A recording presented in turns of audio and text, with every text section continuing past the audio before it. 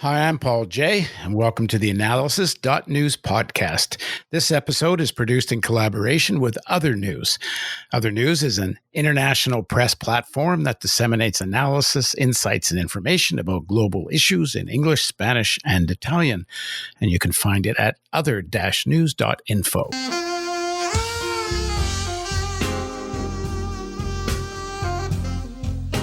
Amnesty International reports that on October 15th, members of the World Trade Organization failed to agree on a landmark proposal made by India and South Africa to temporarily waive certain provisions of the TRIPS Agreement, a global treaty governing intellectual property rights relating to COVID-19 medical technologies. If agreed, the waiver would suspend the implementation, application, and enforcement of certain intellectual property rights, such as patents on pharmaceutical products, and facilitate the development and manufacture of more and lower-cost COVID-19 diagnostics, treatments, and vaccines. Amnesty said, faced with an unprecedented pandemic, there is an urgent need to remove any barrier that might prevent the development and production of sufficient quantities of affordable COVID-19 diagnostics, treatments, and vaccines. Medicine Without Frontiers, MSF, reports that the proposal was a landmark move that would allow all countries to choose to neither grant nor enforce patents and other intellectual property related to COVID-19 drugs, vaccines, diagnostics, and other technologies for the duration of the pandemic until global herd immunity is achieved. MSF said that, quote, a global pandemic is no time for business as usual, and there's no place for patents or corporate profiteering as long as the world is faced with the threat of COVID-19. MSF continued, during the pandemic, treatment providers and governments have had to grapple with intellectual property barriers to essential products such as masks, ventilator valves, and reagents for test kits. So, what this is all saying is private ownership of intellectual property rights is perhaps killing millions of people. Now joining us to discuss this is Riccardo Petrella. He's an Italian political scientist and economist. In 1991, he founded the Lisbon Group, which was composed of 21 academic, business, media, and cultural decision makers, so as to enhance the critical analysis of the current globalization. He's also a member of the World Social Forum and the Porto Alegre Manifesto. He established the International Committee for a Global Water Contract in 1997, of which he's General Secretary. And starting in 2003, he took the initiative to set up the University of the Public Good. He's an emeritus professor at the Catholic University of Louvain in Belgium.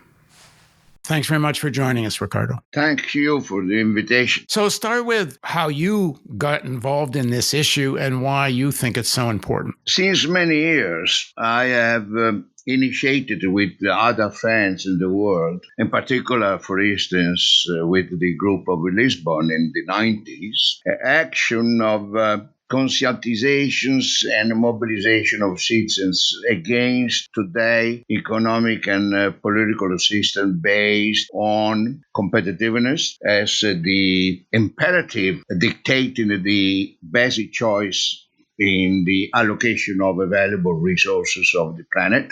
I have initiated a process of defending the common goods and public goods that are essential to life, and created precisely a university for the common good. This explains why, as agora of the inhabitants of the earth, which I promoted again with several hundred friends from the world, because we consider that the intellectual property right translated on a practical basis on the patents on living organisms, which means molecules, cells, and genes. The patent is the instrument by which private subjects can become exclusive owners for 17 to 20 years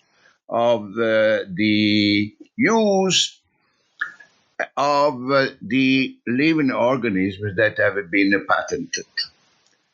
They are the lords of the living organisms that have been subject to patents. And this is incredible. This is a principle which is not acceptable on all levels, theoretical, ethical, political, social.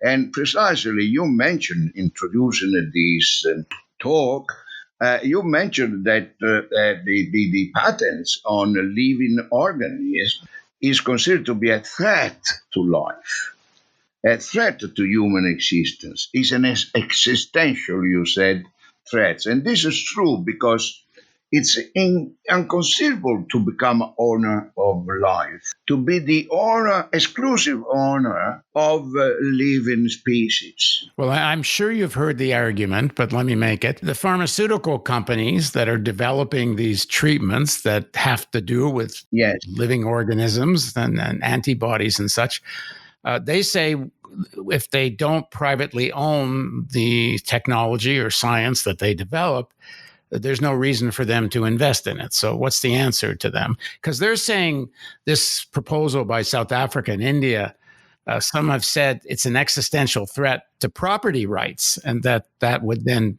hold back scientific advancement because these companies wouldn't invest. The only argument that those who are in favor of patentability of living organism is that if you don't remunerate the investments done in research, in production, in manufacturing, in distribution, and so on, of drugs and related technologies, there is no advancement in science and in research. And this is false, and this is not correct. The more so that we know that the research, investment in research, that's so-called basic research, is primarily financed by public money. Even in the United States, fundamental research is not done and financed by private corporations. Training in people, training in scientific people, scientific workers in universities, etc., is mostly, with a few exceptions in the United States, is mostly financed by public money. Applied research itself is financed by public research programs. Most of the so-called applied research is financed by public money. Additionally, private corporations receive a lot of subsidies and contribution through innovation programs, startup creation programs, and at the end, the investment by private corporations in research on the vaccines, on drugs, is very, very limited. And in this particular case of COVID, not only are the big companies getting subsidies to do the research, but there's no risk involved for them because they know they've got a guaranteed market. The governments around the world are all going to buy it. Exactly. Through advanced market commitments, definitely private corporations are guaranteed that they have no risk in manufacturing billions of doses of vaccines, because they have already guaranteed that these doses will be bought. They are paid in advance. And definitely they are paid in advance on basis of a price that they pretend, they claim to fix themselves without any negotiation with the public institution and governments. They accept the negotiations with the government about prices concerning advance and market commitment regarding access to vaccines and drugs in the poor countries. But as we know, this has been in the last 20 years one of the main causes of conflicts between the countries of the South, means the poor countries or countries at the middle level income, because companies always pretend to deliver the vaccines and the drugs at a very high level cost. I remember the fight that the Indian government was obliged to to carry on against Bayer because they wanted to.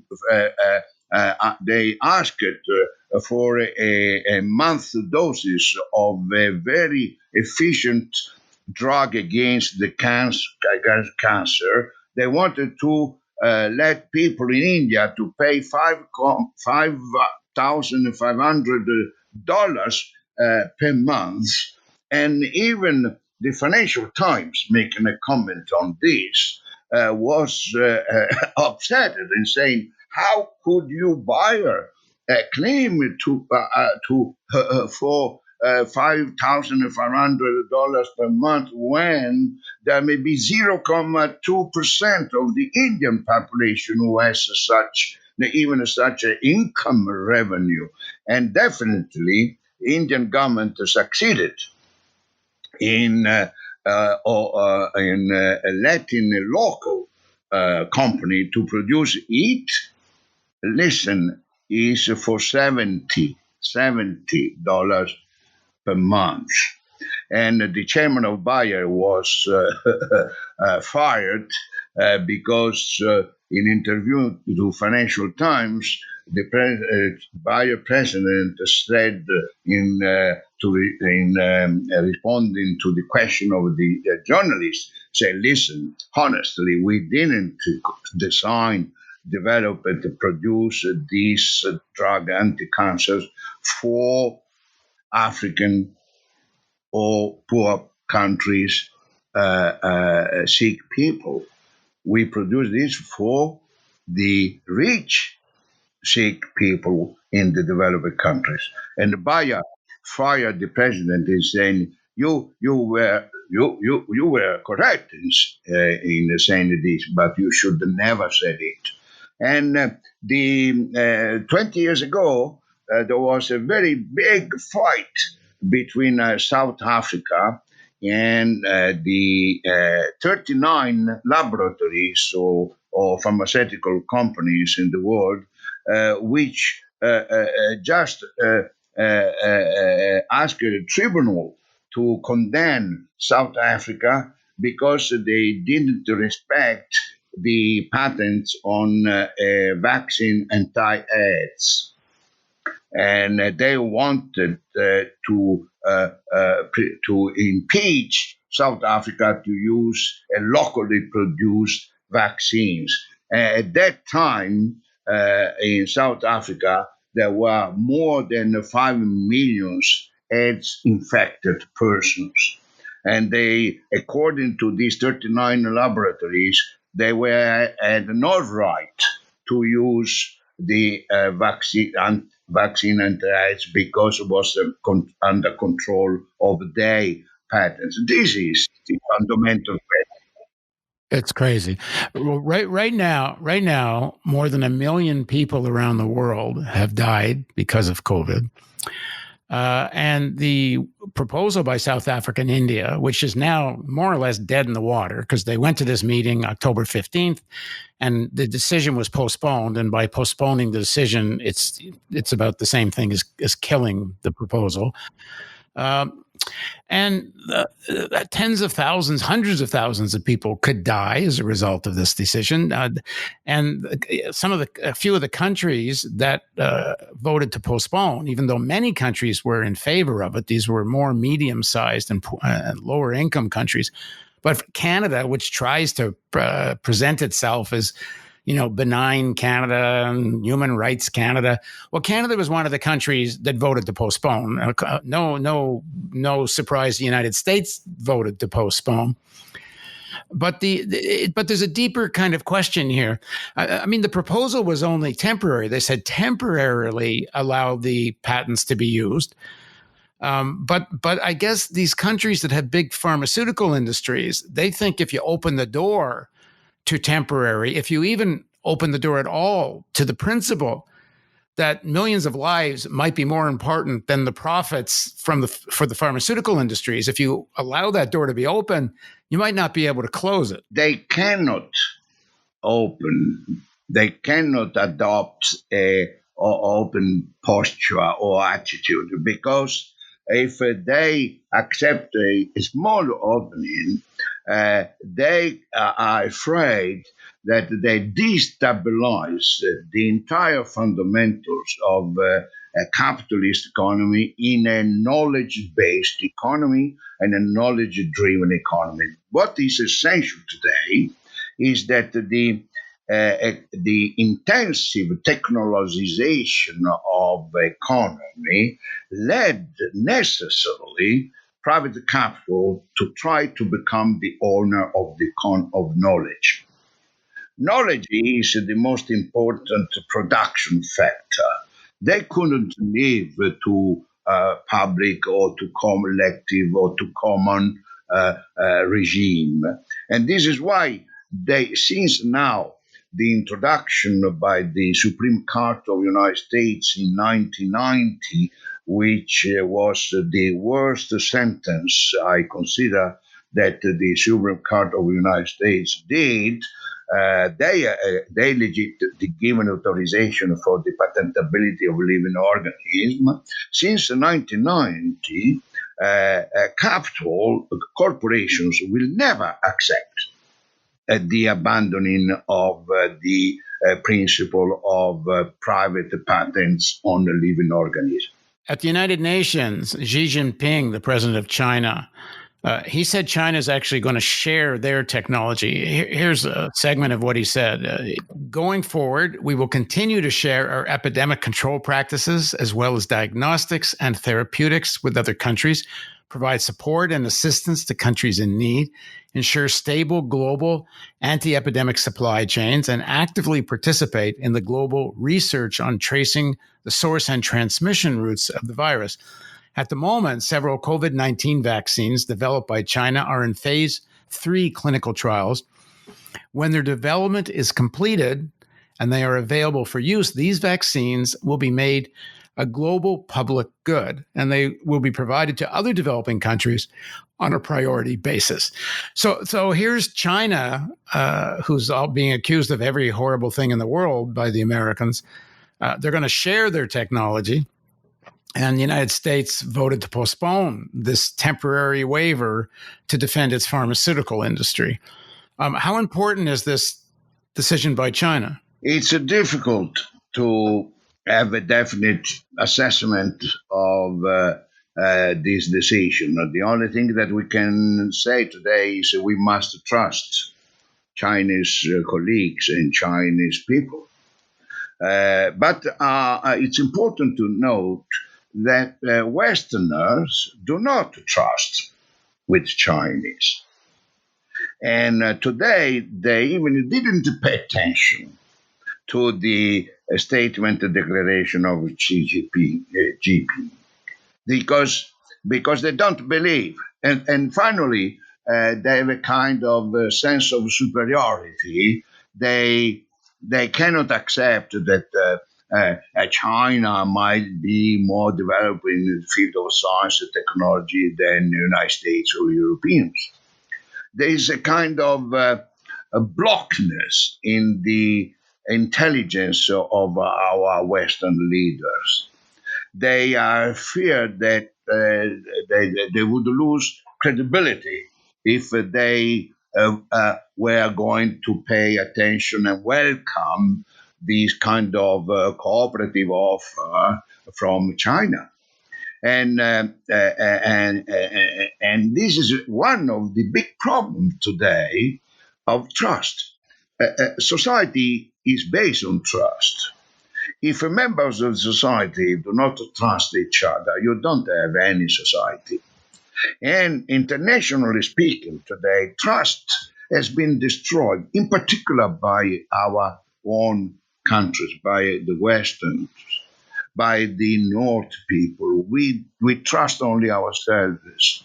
We consider that our technology is the best saving our instruments for our survival.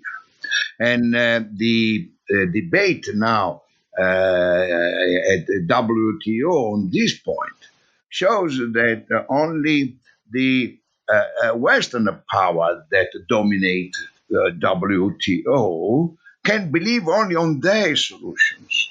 Riccardo, I think it's even more than that. The Western countries, and we're talking particularly the United States, Canada, Europe, but mostly the United States, they see the intellectual property, trademark, patents, and such.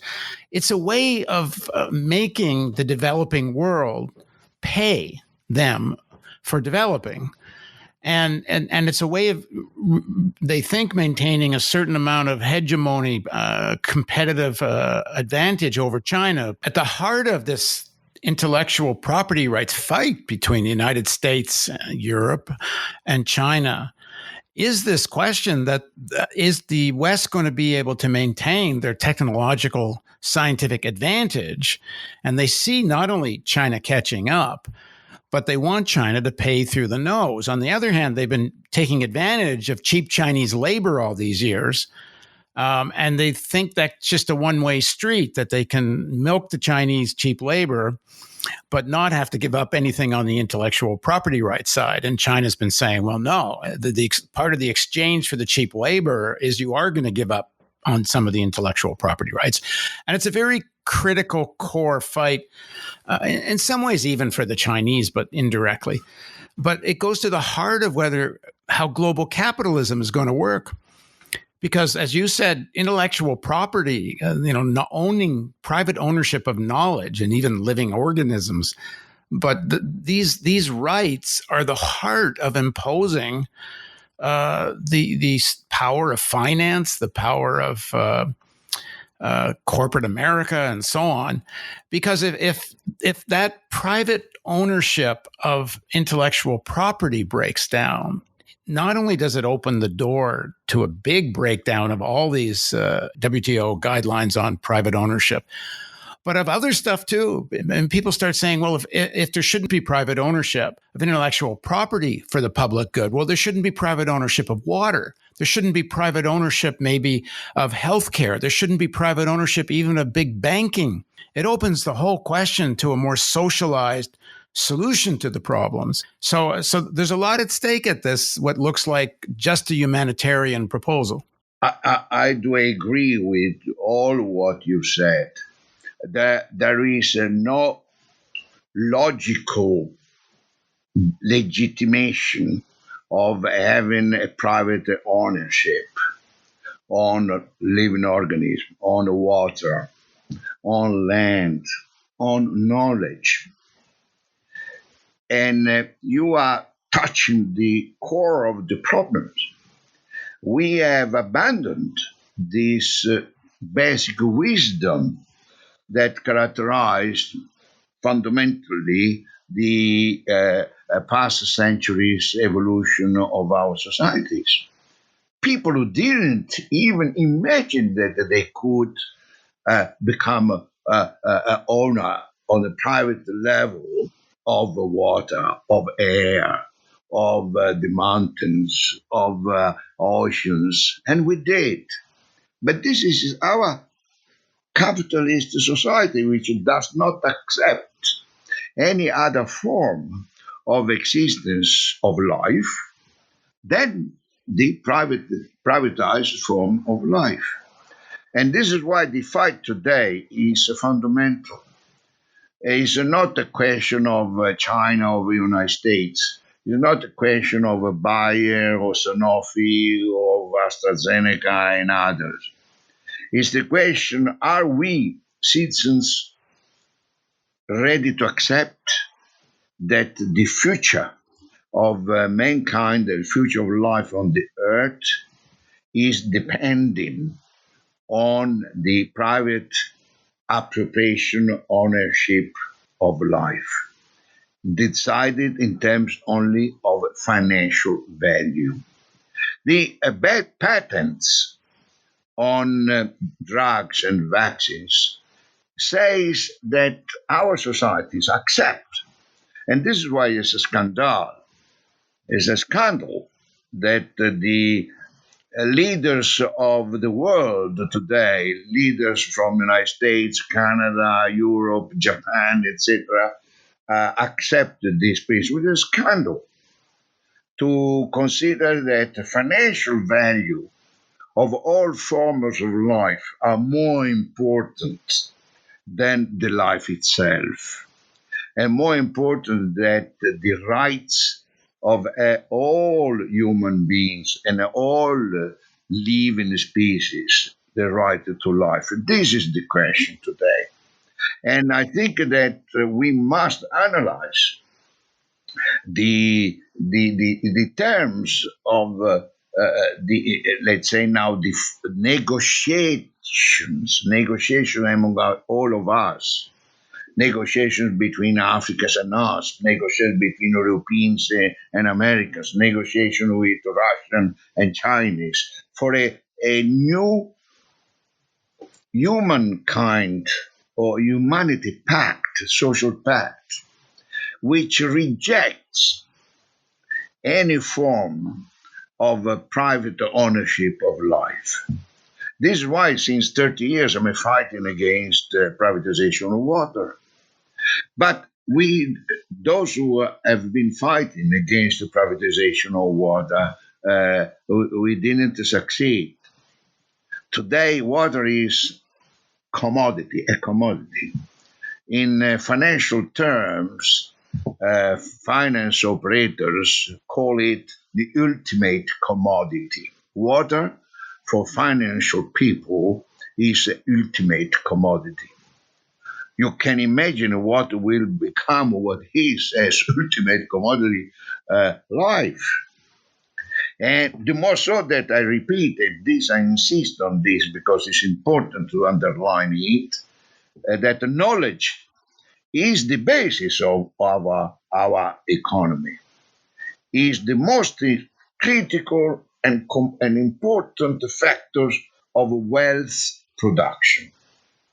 And this is why the privatization of knowledge, the privatization of university research, the privatization of university teaching, the privatization of even secondary schools, the privatization of drugs, the privatization of seeds is the most terrible things that we could have invented.